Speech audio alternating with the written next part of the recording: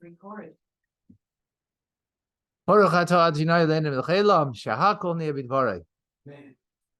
Amen.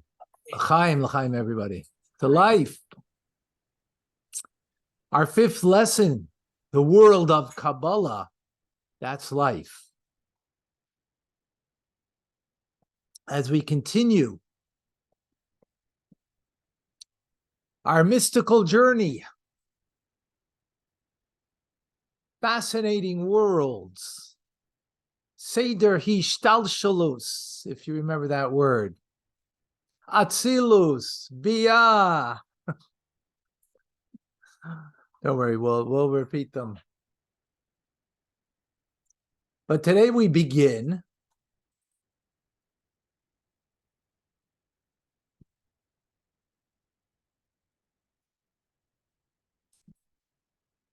right?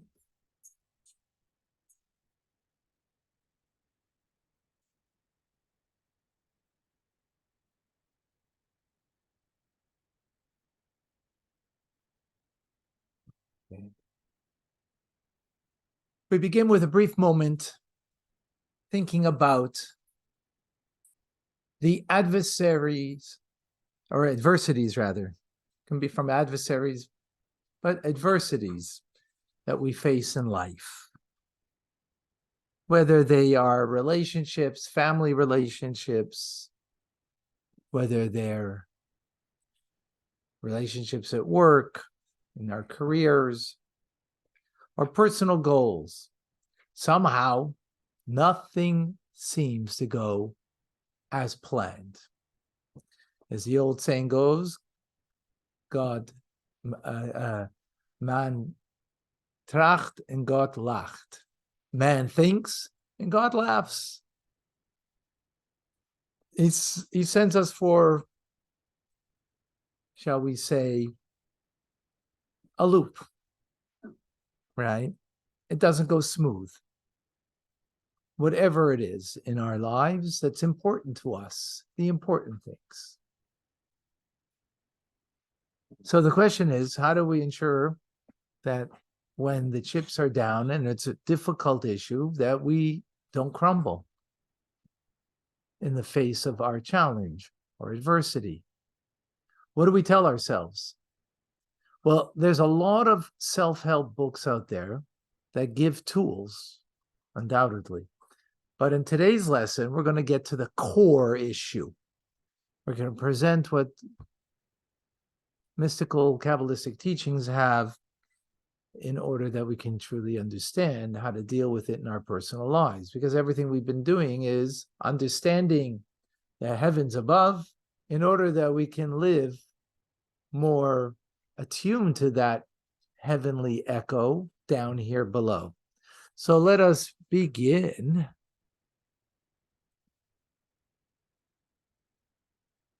with a review.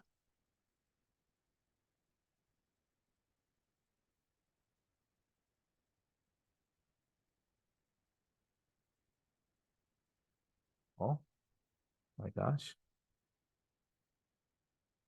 Let's review some of the key terms that we've been learning. Or Ein Sof, God's infinity, right? Spherais, that is God's last name. What's his last name? You forgot God's last name. Huh? What's his last name? Who said that? I didn't hear. Again? Godliness. There's God and godliness, right? The 10 spheres, 10 divine attributes, that's godliness. Elokus, as we call it in Hebrew, or Elokut, expression of God, but not his essential self. Then we had Biyah, the 3 spiritual worlds, Bria, Yitzira, and Asiya. And those worlds, what we called Yeshus, existence with self-awareness and independence. Okay? So, we learned in the earlier lessons the vast difference between Or Ein Sof, God's infinity, and its limited self, godliness, which is what is it? The 10 divine attributes, right? We learned that. Correct? But I'm surprised no one asked the question, because seemingly we have a real issue here. How did the shift happen from infinity to finitude? How do we jump from an infinite being to a finite being? Where did that transition take place? That's the question. Now, to put this into context, when I was in high school, so I did an essay on Thomas Jefferson for American history in Canadian school. It's a lot more interesting than Canadian history. In any case, imagine a teacher gets up and gives you an understanding of what life was in America in 1750. Of course, what would it be? British colonialism. And then the teacher skipped to 1800. Only 50 years. And all of a sudden, you see a whole different culture, different way, different values and whatnot, allegiances and so on. Obviously, would be a disconnect because you're missing a key element in your understanding, because there was a transition that occurred over here between 1750 and 1800. And what was that? It's called 1775, the American Revolution. Without understanding that there was a revolution, that if you have what happened in 1750 and 1800, you don't understand the full picture of how you get from one place to another place. Now, if that's just in common history in a nation, which, after all, people are people. So it's from this people to that people. Okay, this custom to that custom. But here we're talking about from infinity to finitude. That's a big change. How did that occur?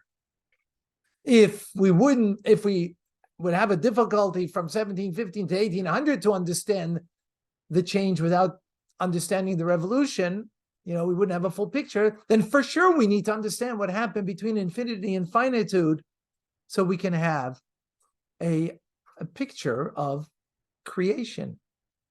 Furthermore, that's from infinity to finitude, from God to godliness, from beyond Atzilus to the emanation of God in the world of Atzilus, right? But then we have from Atzilus to what? Bia, the three worlds, right? Go back for a moment, right? You have from Atzilus to Bia. What happened from Atzilus? Atzilus is a place that, although it's limited, although it's finite, but its whole being is godly. Nothing else, no other reality. What's Bia? Its existence is now got its own selfhood, its own definition. It has a sense of independence, self-awareness, not God awareness, self-awareness. So how do we shift from there, from a state of being where there's only godly awareness in the world of Atzilus to now something called worlds, that there is a self-awareness, there's a sense of independence. Yes, they recognize, God, but there's a me. Before that, there was no me. The me was godliness. So how did the shift occur? That's the issue, the question at hand. Okay? Now, you could say, well, okay, so we don't understand. After all, it's God. So God can do whatever he wants. And that's the truth. We could take it on faith. However, Kabbalah, and more even so Hasidic teachings, tries to take those things that we initially maybe took on faith and now try to understand it with our intelligence. So came along the Arizal, Rabbi Yitzchak Luria, in the 16th century and into the 17th, and he gives us an understanding. We're going to do text number 1 on page 143. This is going to be a very important text. It is an important text. So please we're going to be very careful in its reading. Look for nuance. Before Atzilus was emanated, and before the creations were created, a simple divine light filled all of reality. It had no aspect of beginning or end. It is called Or Ein Sof, the infinite light. When it arose in his will to create the worlds and to emanate Atzilus, he contracted his infinite light, and an empty space emerged. He then projected downward a single straight line from his circular light, evolving into this empty space. Within this empty space, he emanated, Atzilus, created, Bria, fashioned, Yetzira, and made, Asiya, all worlds. All right, that's a heavy text, right, with a complex Kabbalistic ideas. Let's try and unpack it to understand. So, in the beginning, there was a simple divine light that filled all of reality. It had no beginning, it had no end. In other words, primordial reality had a simple thing. What was that? God is infinite. Now, if God is infinite, by definition, what does that preclude? What does Exclude. There is Right? only God. Well, it excludes me and you, the 10 spheres, all of Seder Hishtalshalis, the whole world of creation. Right?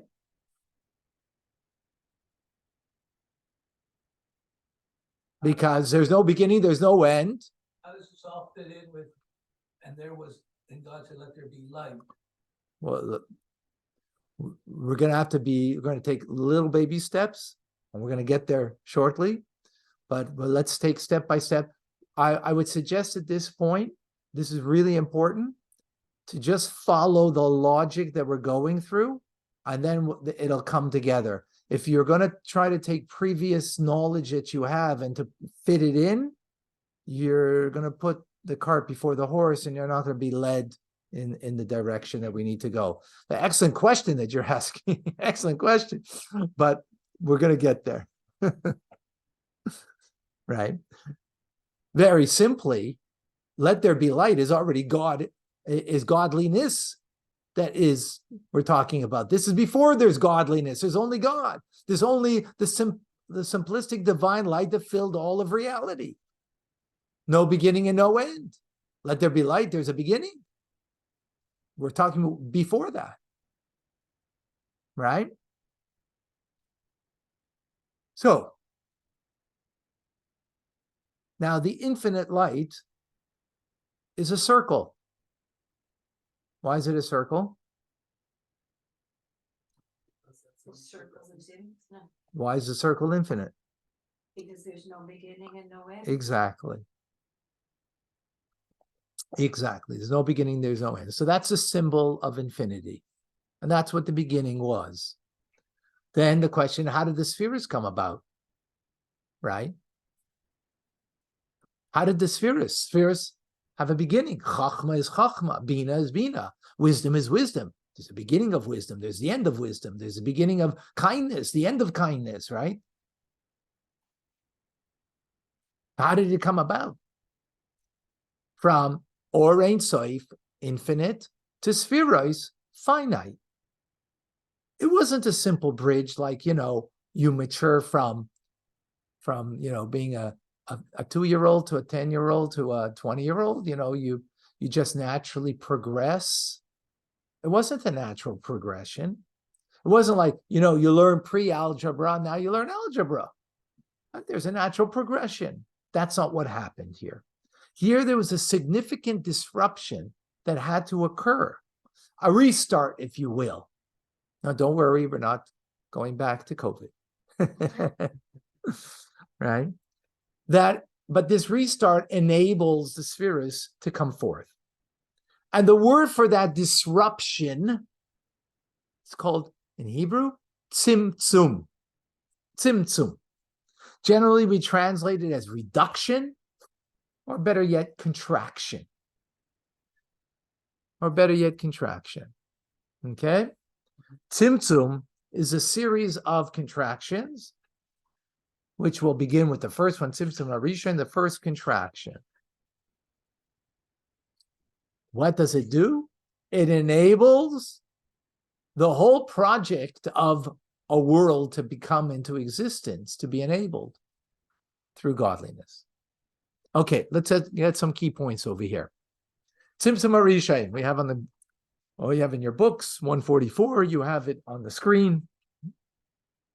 The first contraction, the first act of concealment, enabling the transition from divine infinity to the divine spheros, right, which is divine limitation. Then we have the term kav. Kav is God's manifestation of a limited light from which the spheros arise. Okay?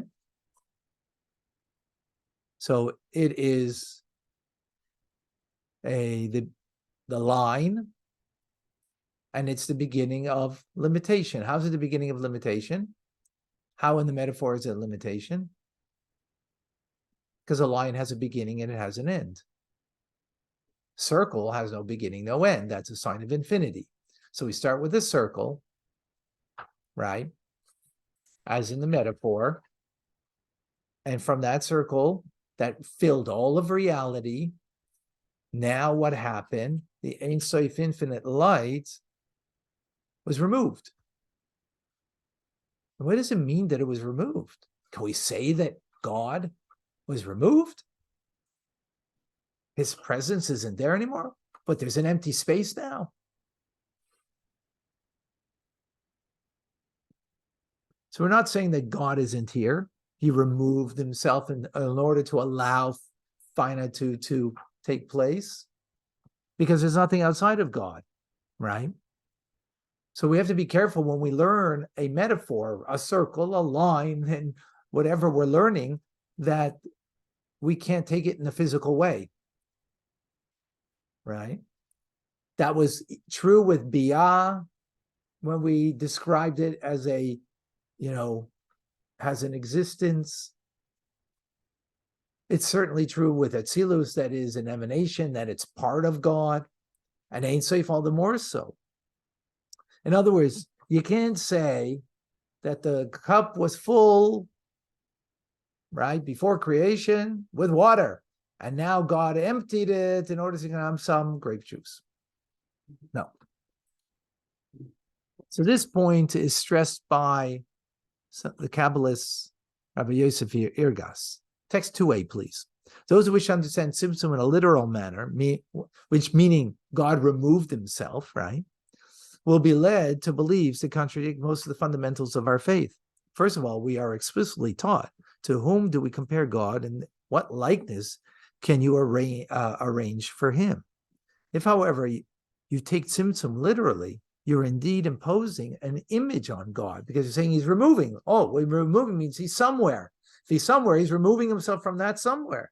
That's an image. An all-encompassing circle, an empty space, and a straight channel within that space. So you can't do that. Another reason why literal understanding is problematic, because we can't say that the Or Ein Sof is absent from anything that would be incompatible with Torah teachings. Text 2b, again, he continues, additionally, the Zohar states numerous times that there's no place where he, God, is not, from the highest of levels to the lowest levels, and in every direction. If you suggest that Tzimtzum is literal, you're insinuating that there is a place devoid of him. For in this empty space, only a narrow channel descended. So, or Ein Sof always remains Ein Sof. It means limitless. It's always infinite. It means God is omnipresent. He's always there. He never departs. Okay. So if God doesn't depart, but we just said, what did we just say? God, the infinite light of God, what happened to it? That if it didn't depart to make room for the line, for the kav, for the finite to enter, so if he didn't remove himself, what did he do to make room? So the Alter Rebbe explains to us. Text number 3. The Medrash. Why did God choose to reveal himself to Moses from within the thorn bush? To teach that there's no place devoid of God's presence. Even a thorn bush, God is present. Instead, in this context, the meaning tzimtzum is not that Or Ein Sof went from a state of revelation. The meaning is that Or Ein Sof went from a state of revelation to one of concealment without actually departing at all. Okay, let's understand. Follow me carefully. Very important that you follow me rather than in the book, rather anywhere else, okay? Otherwise, it'll be difficult. So the simple light filled the entire reality. That means there was a revelation of the light of God, right? Now, what did he do on that infinite light? He contracted upon that infinite light. So some people want to think that it means contracted means he removed himself. Incorrect. He didn't remove himself. What did he do? We just said. He concealed himself. Right? Conceal doesn't mean remove. It means you just concealed. You're hidden. Right? So when we read that he projected down a single straight line, right, it refers to a different type of revelation. Revealed, concealed, revealed. In other words, Or Ein Sof was first only revealed everywhere, right? That's all there was. Then what happened? There was a shift. From being revealed, he becomes concealed. Or Ein Sof becomes concealed. What does that allow? It makes, so to speak, space, not physical space, right? But it makes space now for what? The manifestation of the limitation of God rather than the infinite of God. Let's go through this over here. Okay. Okay, tzimtzum. Look over here. Divine light filled all of reality. It was revealed. That's what it means. Divine light was revealed in all of reality. God then contracted on that light. What does it mean he contracted? It means he concealed it. He hid that light. Okay, looking over here. God projected then, because now he concealed that light, that made a possibility for finite. And what's that finite? A single straight line in the metaphor. A single straight line that has a beginning and an end, as opposed to the circle that has no beginning and end. Is that clear? Yeah. Okay, so we have some important terms here. So now he projects himself, a minor revelation, not as great a revelation as the infinite when it was revealed, right? So we have now word gilui, which means revelation. A reality, usually godliness, that is apparent. That's what gilui means, revelation. Then we have helam, means concealment. A reality, usually godliness, that is present, but not apparent. So did God remove himself? No. What did he do? He hid himself. He concealed himself. Okay?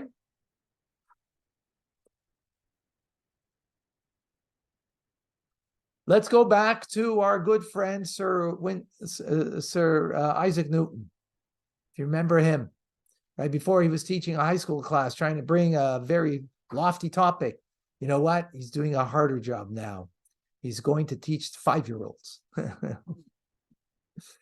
Right?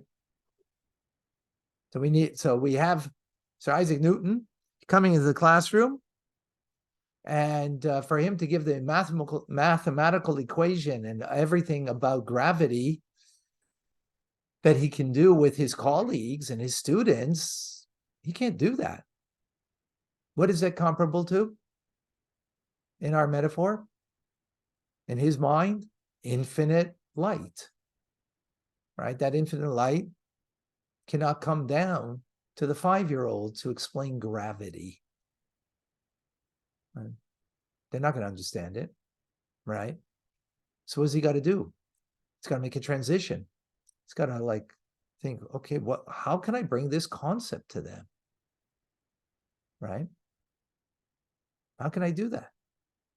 Now, this is a huge, big idea that has great implications on everything, right?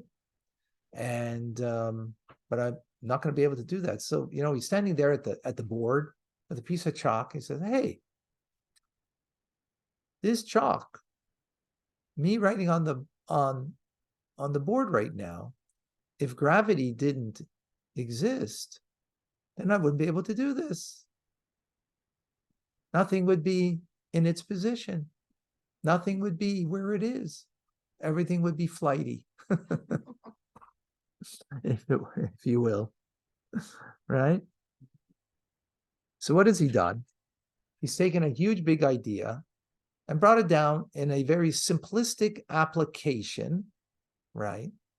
That the children of a 5-year-old will understand, right? And see that, that big idea that they have no idea to fathom, right? Even saying the word gravity, that there's a pull to the center. The 5-year-old's not going to get that, right? But they can understand it by its application, by a simple application. He's standing by the board with some chalk, and the fact that the chalk can actually hit the surface of the board and the two can meet each other is because of gravity, and therefore this is something that we're capable of doing. Otherwise, just like everything, take some feathers and blow it in a fan, they just go flying, everything would go flying and nothing could be connected, right? Okay, let's look at text number 4a as Rabbi Shabs brings this idea out, page 149. Consider the example of the teacher imparting information to students. A profound concept the teacher understands is incompatible with the student's mental abilities. True, the profound concept contains less significant elements that are compatible with the student's minds. Nevertheless, in the teacher's mind, these elements are filled with the profundity of the overall concept, and they therefore remain too deep to deliver to the students. The main obstacle here is that there is no distinction in the teacher's mind between the core of the concept and the less significant elements. Consequently, if the teacher proceeds to transmit this knowledge to the students, the teacher will deliver the full profundity along with the less significant components. The student will understand none of it. The solution is for the teacher to conceal the entire concept, right? Not get rid of it, not remove it, but conceal it mentally, pushing the whole idea aside to approach it anew.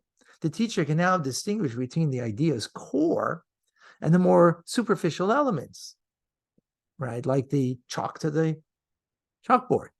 The teacher can then deliver a transmittable details without flooding these elements with an overwhelming complexity of the core concept. So what the teacher needs to do is lose the big idea. He has to transition that his conscious awareness. Yeah, you're Newton, right? In your head, you're always thinking about your ideas and your discoveries, and that's where you are. Now you got to take it and put it in the back burner. You didn't remove it, but you conceal it. Why? Because you have to now dig into, find something to discover a minor implication that you can share with a 5-year-old. Okay, let's summarize over here. And then parable. A genius is an abstract idea that is beyond ordinary students. The abstract idea has a minor implication that is relatable. The minor implication is still part of the unattainable idea, right? Because again, this genius ain't thinking there. He's thinking in his genius mind, right? Not thinking about this, a small little idea of a piece of chalk. The abstract idea is removed from the genius's conscious thinking, then he has to do that, right? What's that? And the minor implication becomes discoverable and can be shared. So what's the analog? So we have the genius. That's an infinite light that filled all of reality with no room for the finite expression, right? That's a genius who's got this, whoa, this unbelievable light in him, right? So God's infinity includes the power of the finitude. So is that minor implication there? It's there, right? Just like in God's infinity, there has to be finitude, the potential for it, right? So it's there. Is it in the mind of the genius? Yeah, it's there. But is he focused there? No. Because the power of the finite is still part of the infinite. So there's no focus on the finite. So what has to happen? God has to contract. What does contraction mean? Tzimtzum? Conceal, right? It's to conceal that light.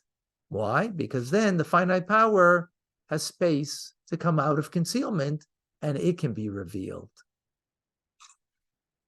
Is that clear? By the way, it's on page 151 in your book. Is that clear?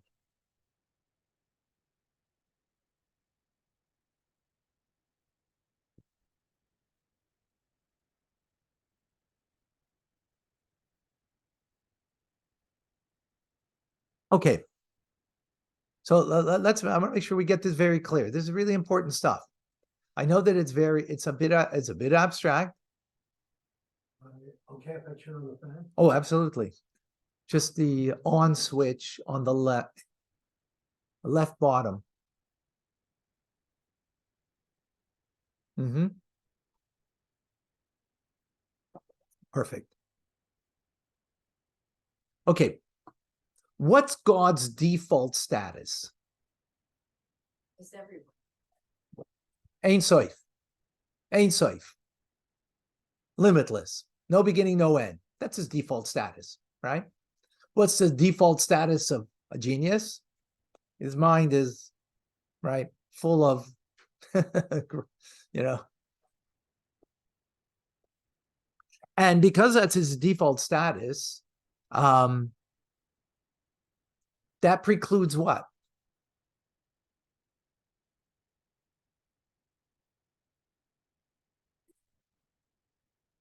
Precludes, excludes. Precludes means it excludes, not include. It excludes finite, defined spheroids, right? When the infinite is revealed. Is that clear? Yeah. Nevertheless, God is infinite. Therefore, it's not that he's precluded of it. Of course, God has the power of the finite, right? But when the infinite is revealed, the finite is part of that, and kind of like it's like how a person could feel that they're a speck in the universe, nothing, right?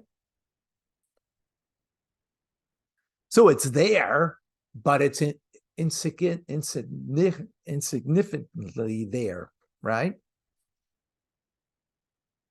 We could say it's absorbed. It's absorbed, but it's insignificant. It's meaningless. It's just like by the teacher, when he's with his colleagues, the idea of chalk on the chalkboard, you know, to bring it down into that minor implication is lost by him. He's not thinking there, right? As such. Now, when God desires, he wants a world. Seder Hishtalshalis, right? He wants to put it into motion. Right? Where the finite is so insignificant because it's, in a sense, precluded. It is included, but it's in a sense really precluded because it's insignificant in the way it's in the infinite, right? Now he has to bring it in a digestible way, right? In a way for the student to understand, and in a way that the world can be a finite world. Text number 4b. So the above parable allows us to appreciate the concept of Tzimtzum. Before Tzimtzum, God's ability to express finite divinity was part of and parcel of his prevailing infinity. Because the entire theme of Or Ein Sof before the Tzimtzum is to reflect the infinite capacity of God's essence and resemble it. The Tzimtzum enabled the separation of these two powers of expression. So when God put Tzimtzum into motion, contraction, right? In others, to empty the space, to transition. What happened to the Or Ein Sof in this transition? It's hidden. It's hidden.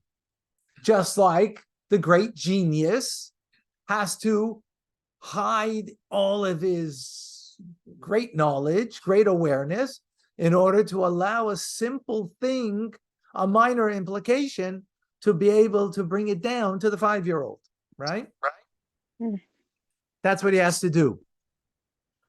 To allow from the circle of infinite light to now have a straight line, a single straight line that's revealing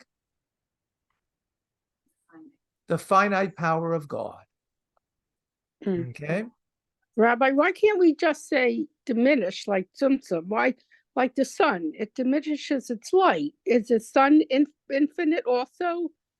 Why concealed? Why not just diminished like Tzimtzum? I'm not. But Tzimtzum, I mean, diminish, contract is the same idea, but when we say contract and diminish, you could remove yourself or you could just conceal yourself. So the idea is concealment. We'll see. Diminish, it would not be a good term. We'll see later the application and the distinction. But a very good question.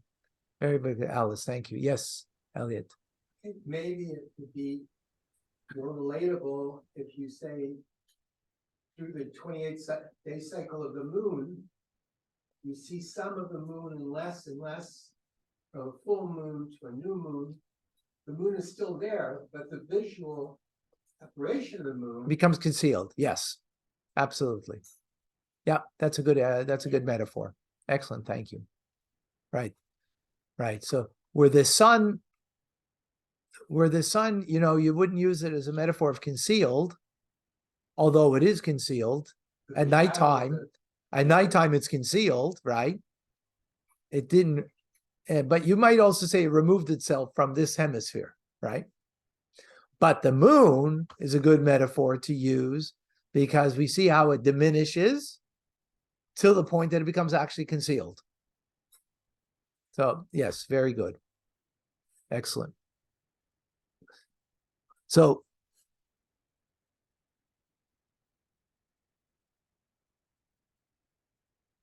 the important point over here is there is a simple idea. What's that simple idea? As that we're talking about a huge transition from the infinite to the finite. That transition is called Tzimtzum. That Tzimtzum means contraction. Contraction in the metaphor means to be able to put aside the lofty idea that you have, the genius has in his mind, in order to bring it down into a simplistic manner to the 5-year-old. So here we have the infinite of God that is now is concealing himself, concealing his infinite nature, didn't remove it. It's not that it's gone, and the implication of that will be great, as we will see. And in order to allow finite existence to appear. Okay? Now, again, in the metaphor, what's very important, even when the genius is presenting the simple implication of his teachings to a 5-year-old, is his idea, is his genius still there? Absolutely. It's just not in the front burner what he is presenting, what he is focused on, but it's very much there, right? You know what? We're going to get a visual of this right now. Oh, give me a moment.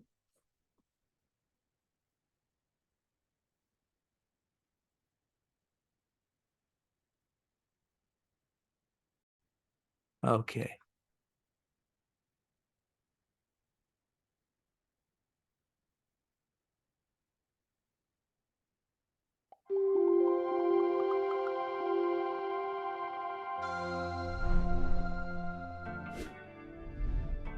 Welcome to our 5th video on the world of Kabbalah, a journey through the mystical layers of the Kabbalistic system.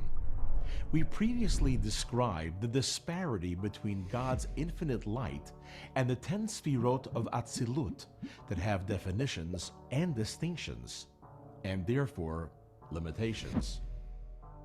How can absolute infinite divinity give way to a finite form of divinity, the 10 Sfirot? The transition cannot be gradual because it's impossible for infinity to devolve into something finite. So what enabled such a drastic leap? The good news is that 16th century Rabbi Yitzchak Luria explained this puzzle. The bad news is that it's a complex topic, so we'll just give a sample here. The idea is called tzimtzum, which means contraction. God contracted his infinite light, disrupting its infinity to support the emergence of the finite Sfirot. The Kabbalists used metaphoric imagery. God pushed aside the light to form an empty void, into which he beamed a single straight light of illumination that devolved into the cosmos. Now, if that's not mysterious, nothing is. So let's clarify. The tzimtzum did not remove God from anywhere or anything. So what did it achieve? Well, if you recall, in an earlier video, we described a scientist struggling to share an abstract, complex theory with teenage minds. He's forced to pause and rethink his presentation. After identifying a relatable detail within the theory, he shares just that detail with the students, who are blown away at the genius of it. It took the scientist time and effort to identify the detail. Why is that? Because the detail was lost in the forest of the complex theory. It didn't have its own identity. So how did he identify it? He stopped focusing on the theory. The idea remained in his mind, but he decreased the intensity of his focus, which created the mental space to hone in on a minor detail. That's the tzimtzum. Nothing is impossible for God. He has both the ability to be infinite and to be finite. The difference is that his infinity is naturally revealed. That's the infinite light. While his ability to be finite is lost in the background, like the scientific detail overlooked in the context of a complex theory. Just as the scientist reduced his focus on the entire theory to allow a detail to become visible, so did God reduce the focus on his infinite power to allow his finite power to operate. So when the Kabbalists say that God made an empty space for creation, it's not actual space and it's not actually empty. It's a shift between two layers of divine focus. And when they talk of a single straight line, they mean God's ability to be finite, which is what allowed the 10 Sfirot, finite forms of divinity, to emerge. How is that relevant to us? We exist thanks to the process of tzimtzum. But the tzimtzum is not a true withdrawal, just a concealment of focus. So even when we feel that God is withdrawn from our world, it pays to remember that we remain within God's infinite light, although it's concealed from our perception. Knowing that makes it easier to personally relate to God. And the fact that God initiated this drastic step of tzimtzum to make space for our existence should inspire us to create space for His presence in our lives. After all, it's just a matter of focus.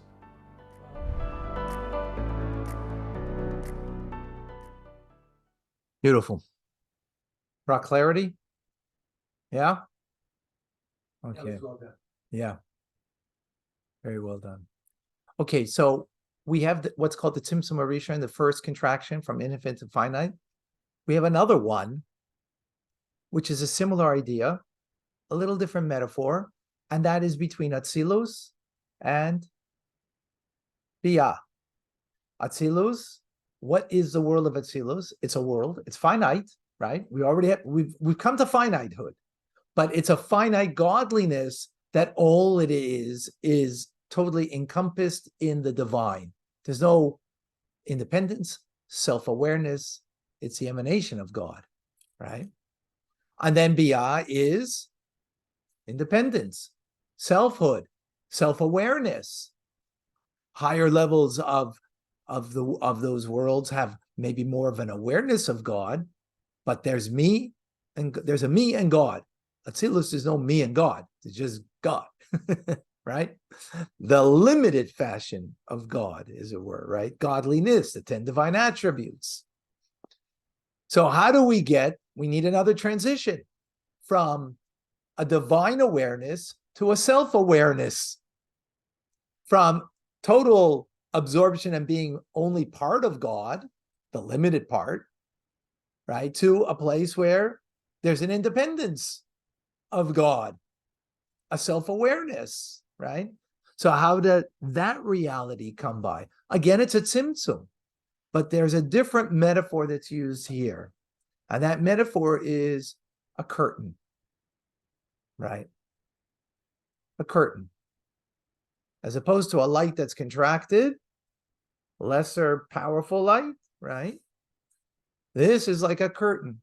If you have a thick curtain, the light goes through, the light on the other side is very different, right? It's a very different light.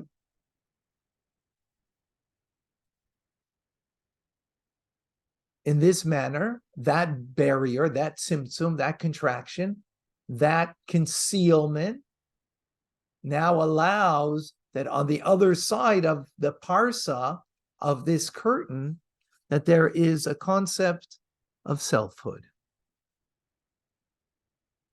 So again, how does the transition take place? So the parsa means curtain.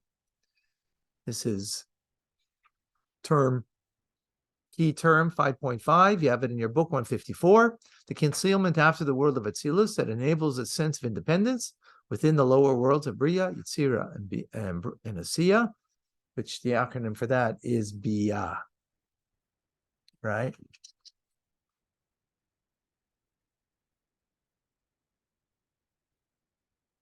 So all this, before we gave a metaphor of the genius that in his mind, right, he has the whole picture. He's thinking about the concept, and a little minor detail is lost there, but it's there, right? You need to remove the genius thinking and allow yourself to focus in on a simplistic idea, right?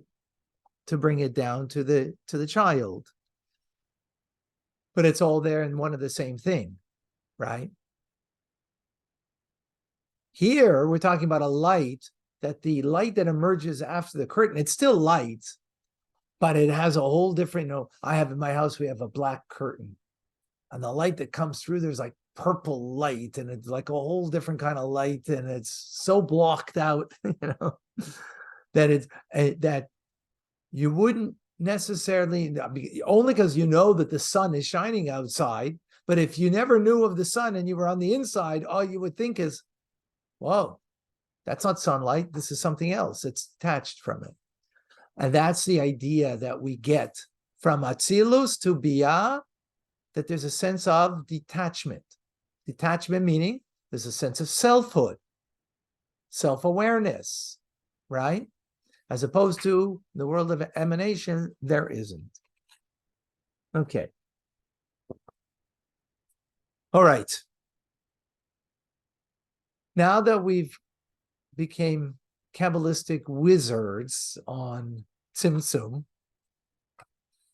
right, and the various metaphors that we've used, let's make this applicable to our lives. Let's make this real for us. Okay? So there's two relevant ideas that are very important over here. So generally, as Jews, we say that it's very important that we emulate God. Right? One of the mitzvahs in the Torah is, right, to cleave to God and to be like God. God is kind, you should be kind. He is compassionate, you should be compassionate, and so on, right? But we have to be careful that we don't misuse this concept of emulating God. What was God's initial stature? Already safe. He is everywhere, right? The infinite light filled all of reality, leaving no space for something limited, for something independent outside of, right? That had a sense of self-awareness, right? Now, we have to be careful. This is not a state of God that we should mimic, right? But unfortunately, there are many people who are very self-absorbed. And the only thing they can think about is the space that they occupy, the feelings that they're feeling, and they leave no room for another person, not even for God. Text number 6a, previous Rebbe says on page 156, those who are self-absorbed and narcissistic become engrossed in their desires and wishes and completely forget about God. Similarly, their self-absorption precludes loving others.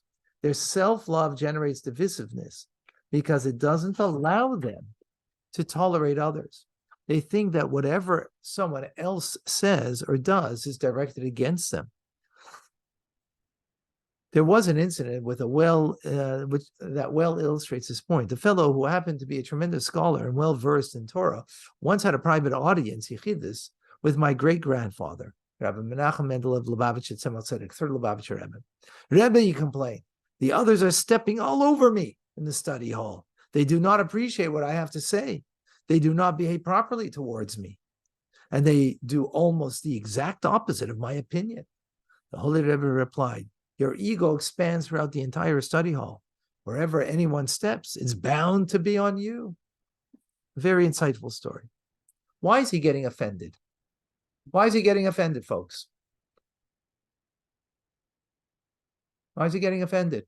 Because it doesn't have the recognition. Okay. But what makes him offended? Thinks the world revolves around him. He's everywhere. Exactly. He's everywhere. He radiates everything. His opinion needs to be accepted. His feelings, his desires takes up the entire space, right? A place not necessarily that he belongs. Others are not making him irrelevant. They're just going about their own lives, but he sees everything directed towards him, so they're stepping on him. This is a problem that many people have, right? Find sometimes people who talk and they talk over others and don't give others a chance to speak. People share their opinion and feel that their opinion is, of course, the right opinion, right? Or someone who just micromanages and doesn't allow someone the space that they could be innovative on their own. Or a family member who's constantly imposing their will, their desire, and what, the family outings should be. And if someone has a different opinion, they don't like it. So the Frierdiker Rebbe here teaches us that the problems are rooted in a self-absorbed love, that a person is so engrossed in nothing but their own desires, their own perspectives, and in them, period. Now, this is not just crazy people that are this way. This is not like corrupt people merely. Even a great Torah scholar can be this way, as is evident from this story, from the Tzemach Tzedek. He was a great Torah scholar. As the Rebbe explains, page 157, text 6b, you will notice that the above story mentions that the individual felt like people were stepping all over him in the study hall. This is highly instructive detail because a hall designated for Torah studies considered as a miniature holy temple. Divinity is more accurately present and perceptible in a place filled with Torah study, similar to the presence of the divinity within the Holy Temple. Despite that, this individual succeeded in maintaining a bloated ego even in this holy place. This detail of the story was included to underscore that the knowledge alone, without working on self-refinement, is woefully insufficient. So much so that one's ego will infiltrate even in a miniature sanctuary. This proves the indispensability of avodah, internal work of character refinement. So, key term 5.6, page 158 on the screen. Avodah, toil, working to enhance one's character and to become more aware of God, often facilitated by immersive prayer. Avodah means to tame the ego. What is that likened to? Tzimtzum. Tzimtzum means to contract, diminish, right? Letting go of our self-absorption, letting go of our egocentric thinking, letting go of the notion that what I say is right, that my opinion, is the most important opinion. When we can do that, not only do we allow our ego to be diminished, we've worked on ourselves and refined ourselves, but in turn, we provide space for others that they can thrive. You'll see, we can find happier family members. The environment that we work in will be more conducive for better work, and the communities that we engage in will also be more thriving. Right, so that's the idea of tzimtzum. Contract yourself. Hold yourself back. Just because this is what you think doesn't mean you have to express it. Especially when it's self-directed. Right? And in turn, what will that do? Make space for others, that others will grow and thrive. But this idea of tzimtzum also applies towards God, making space for God in a much deeper way. Let's explain.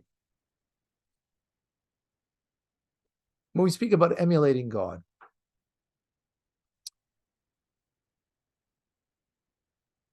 which is important, but we also have to reciprocate. And this is a central idea of tzimtzum. What was tzimtzum? Something that was drastic, unnatural, and a significant change from the default status. God's infinite, and he makes a significant change to finitude, right? To ultimately creation of physical world, right? So why did God choose this path? Others, God is more than bewitched. He didn't have to go with his nose to make from infinite to finite, right? Didn't have to do that, right? He's better than that. He could have done it simply, so he chose to. Why did he choose to take this path, right? To go through this difficulty of tzimtzum, taking his default nature of being everywhere, revealed in only him, right? And contracting upon that, concealing that, hiding that, in order that ultimately create me and you, right?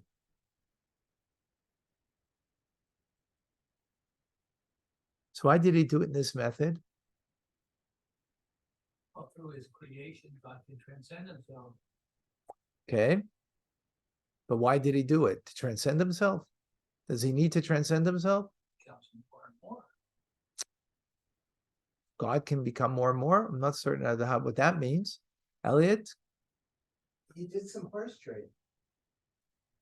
Well, why did he do all of this? Well, Elliot, why are you here? Why did God put you here? That's exactly it. He diminished himself slightly. Now that's the In order process, to but why? gain- Why did he do it? Because it was a game. It was a net gain. That's right, God becomes more. Through each one of us. Yeah. Oh, okay. You're not saying wrong, but that's not answering my question, though. You know why he did it? Because he loves you. He loves you. In other words, out of love, that compelled him to reduce on his infinite status, his infinite nature, in order to allow that there should be a me and you. So what compelled him is love. Text number 7. Reciprocation is a natural response. God set aside, figuratively speaking, his great infinite light and concealed it. He did this due to his love for us, to raise us up to him. For love induces one to restrict oneself for another. When you really love someone, you can make space for them and give them, let them be the show, let them be the ones.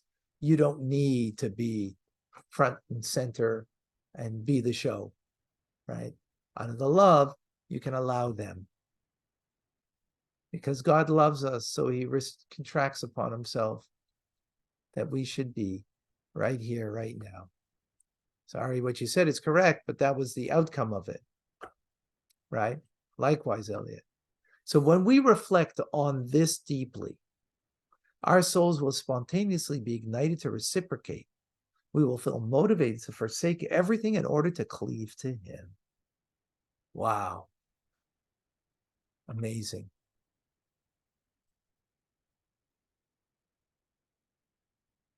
God restricts himself from his status, infinite, because he loves us, to make room for us. So what should that inspire me to do? Reciprocate. How am I going to reciprocate? He made room for me. I'll make room for you, God. Yes, my life is busy, but I'll still make room for you and I'll put on tefillin every day. Yes, I've got lots to do, lots to care for, but I'll daven and right? Yes, I have a lot of needs to take care of, but I'll give 10% to charity. I'll do all those things. Why? Because just like you, God didn't have to work on himself like we have to work on ourselves. But what he did was, out of the love for us, he made space for us, made us, literally. So we reciprocate by making that space for him. But for us, it's avodah. That's called work. Because my natural instinct will be what? To be natural status. God's natural status is infinite. My natural status is to be self-directed, caring about me. And even when I'll do something for you, ultimately it's for, it's for my benefit, right?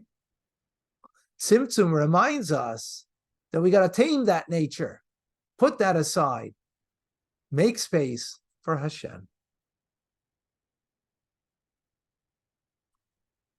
So, taming the ego. If we find ourselves taking up all available space, a self-imposed tzimtzum is warranted. It will provide space for others to thrive around us.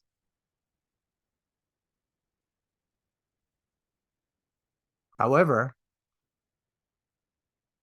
and allow God in our lives. But that takes hard work, right? And whenever you think you did it, no. There's another layer of where you could still tzimtzum, contract, diminish your ego, diminish that it's all about me. And then when you do avodah, you know what you're going to find? The more you do it, the more you're going to find layers deeper and deeper. The less you do it, the more coarse you are, right? The more I'm okay. You're okay because you're not working on yourself. to tame that nature. And this is what it means really to allow God into our lives. Is that clear? A beautiful lesson from Tzimtzum. Let's take a second lesson from Tzimtzum.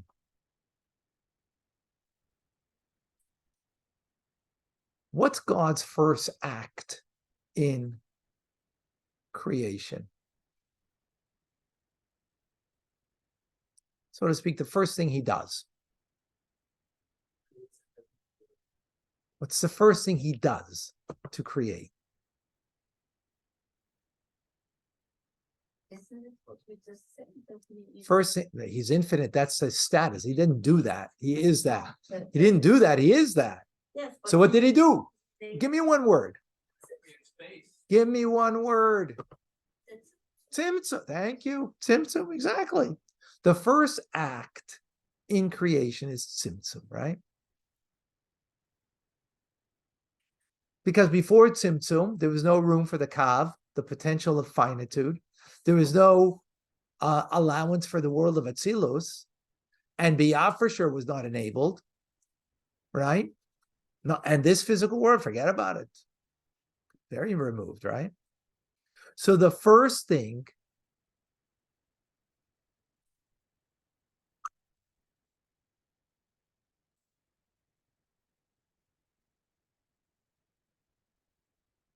So that's the first thing in creation with Plan G of last week. Hmm? Okay, because before Plan A, they shattered the vessel. No, this is before shattering the vessel. Shattering the vessel is already after Tzimtzum, Okay. right? I'm getting It's there. already a Tzimtzum. There would There's a backward course. no, we're going higher and higher. We're going from level to level.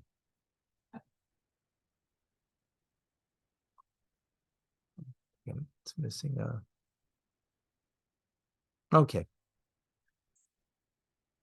So the first thing is concealment in the act of creation, correct? Got it?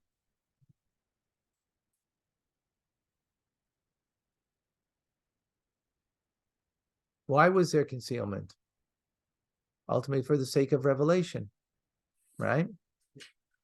Because concealment is not an end in itself, right? No, you don't play hide and seek in order to hide. You play hide and seek in order that you should be sought after, right? That you should be revealed. So hiding is not an end in itself. It's a means to an end. Correct. To allow revelation. Oops. So the goal of concealment was revelation, correct? This pattern continues throughout creation. Concealment, revelation, right? The opening passage of the Torah, Bereshit bara, in the beginning God created heaven and earth, correct? What was first? It was dark. And only then God said, let there be light. Correct? So we see the pattern started off in the very beginning of everything, tzimtzum, concealment. And then the concealment was for the revelation of the finitude of the divine, right? The 10 etzilos and the 10 attributes, correct? So we see that in creation. First, the earth was dark. And then there was let there be light. Where else do we see that? In the Jewish calendar. When does Shabbos begin? At night. And then comes the day. The day follows the night. So not only is creation in that manner, right? First it was darkness and then there was light. So the same idea is when it comes for Shabbos or holidays, we begin at sunset. Now you might ask the question, why begin at sunset? Why do we have as a single unit night and then day? Why not make them into separate units? And instead of 7 days, so we'll have 14 days. And there'll be 12 12-hour units, night and day. Why do they have to come as a single unit? And God didn't have to create it that way, right? He did, but he didn't have to. So the reason is because spiritually things are that way. So they evolve in creation in that manner. What's the ultimate source of physical darkness and spiritual darkness? It's from the Tzimtzum, right? What is the ultimate origin of daytime light? Is the Kav, the finite manifestation of God's limited capabilities, right? This explains why night precedes day and why Shabbos begins at night, because it reflects the Tzimtzum that precedes the Kav, right? And therefore we have to have the night followed by the day, because concealment is not an end in itself. It's only a means to an end. So it can't be its own entity. It has to be a concealment that leads to a revelation. Because that's the whole purpose. It can't be a standalone. Is that clear? Text 8a, the Mittler Rebbe sums this up. There was evening and there was morning one day. This verse informs us that there's no day without a night that precedes it. Why must it be so? Why does a day not exclusively consist of daylight hours or perhaps just of night hours? Why must it include both evening and morning? And why must the night precede the day? The root of the matter is the source of creation. There was evening before morning. That is, darkness preceded light. For Tzimtzum preceded the sharing of God's kindness, which is his limitation, right? Darkness, the darkness-light combination extends to all the worlds, including our world, where night precedes day. Wow. Okay, that's powerful. But what does that mean? Let's go back to our discussion earlier that we had. We had a question. How can a person be resilient in the face of adversity when you have lots of obstacles in your life?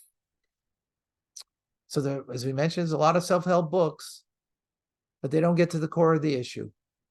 The core of the issue is as Kabbalah understands it. Text 8b, the Mittler Rebbe says, we observe the same pattern reflected in the affairs of the world, whereby individuals do not achieve growth in wealth, leadership, building a family, study, or any other accomplishment without first experiencing humiliation, pain, loss, and the like. For example, the individuals engaged in study will not arrive at a complete understanding of the subject without much toil and stress, feeling distant from understanding and tempted to despair from mastering the subject. Indeed, the Talmud states, one does not understand statements of the Torah without first being mistaken. We observe the same in earning a livelihood, whereby we succeed only after putting forth great effort and enduring much pain, even feeling despair. Only thereafter do we find profit and great blessing. This is the way of God's blessings flow in the upper worlds and that travel down to the lowest realm. There was no light without darkness that preceded it. As is stated, according to the pain is the reward. So the important message for us to remind ourselves is when we encounter a moment of darkness, hey, we've just encountered the cornerstone of creation. Creation all begins with tzimtzum, concealment, darkness that becomes before the light. Know that that's the way God created the world from the very beginning, with the very first tzimtzum, the first contraction, the first concealment was that, and every successive one, right? As we explained, from the different worlds, from Atzilus to Biyah, and so on. So if we want to succeed in any area of life, we have to be ready to experience darkness before we can experience light. And if you didn't experience a struggle, if it just came so simply without any failing, it likely means that you didn't reach your potential. You only tapped into a little bit of who you really are.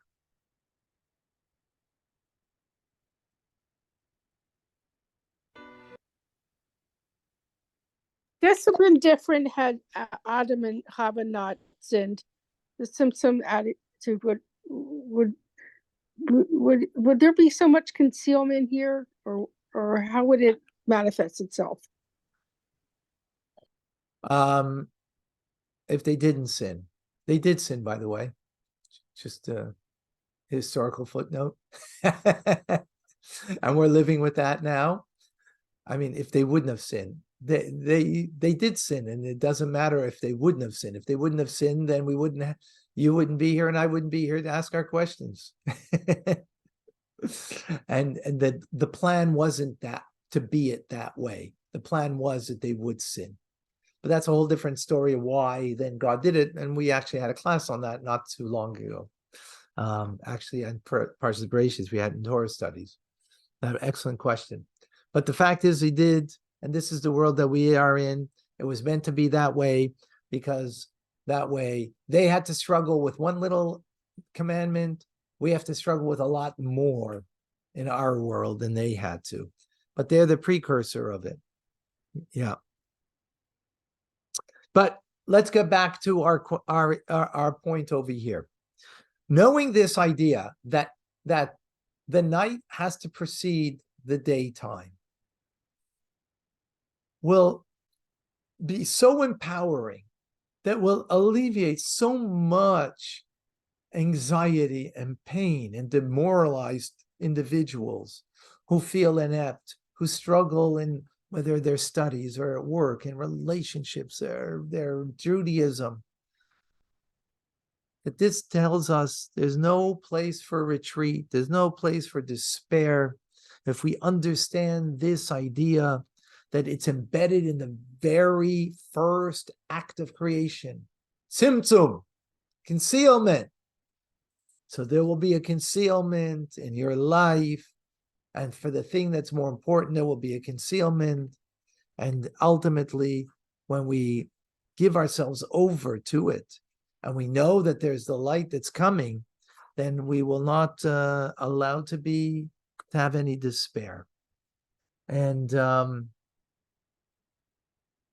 to help us with that, we want to meditate on this idea that we've learned, these two ideas that we learned from Tzimtzum. The first one of the diminished ego, and the second one of the concealment in our lives, but that God is really there, and that he has not removed himself, but he is very much a part of what's going on.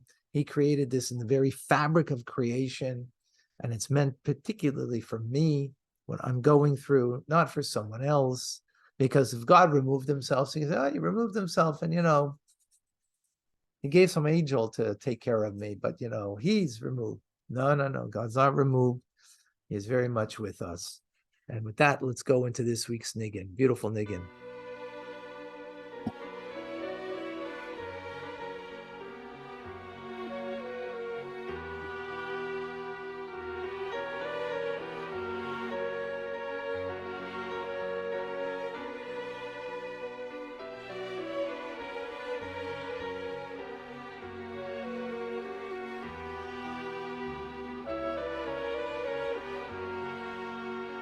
My phones.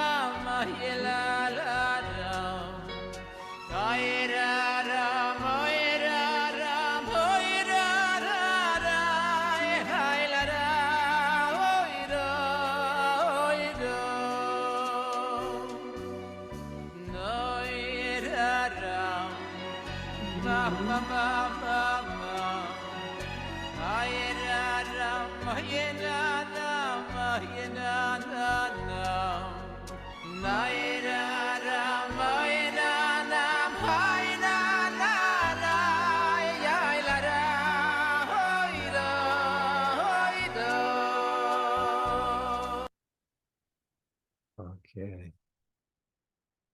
Ah, beautiful. Beautiful. There's nothing like a Hasidic melody, I've said many times. Extremely powerful and beautiful. So in conclusion of today's class, we've learned one of the most esoteric and difficult concepts that we've scratched the surface. A concept that before the teachings of the Arizal, we took on faith. God's infinite, he's finite, he can do whatever he wants. Not a question. It's only a question from Chabad, Chachma Bina V'das, wisdom, understanding, and knowledge. It's only a question from the perspective of, this is Maimonides writes in the beginning of the Rambam, of Yisoidi Yisoidis, Amud Chachmas, Leida Sheisha Matzi Rishon. The foundation of all foundations, the pillar of all wisdom, is to know, not to believe, but to know that there's a first cause and to know God. And therefore, because of that, the awareness and the knowledge of God actually expands. And here's a phenomenal thought. Is that on one hand, the 10 commandments are carved in stone. 613 commandments are not changing. 613, they are. There won't be 612, 614. No. You can't say in tefillin, I want to be extra religious. I'm going to put 5 portions. I like the 4 portions that are in the tefillin, but my heart and soul is, I like the, whatever it is you like, right? I want to put that in too. I feel connected. Can't add it. But on the other hand,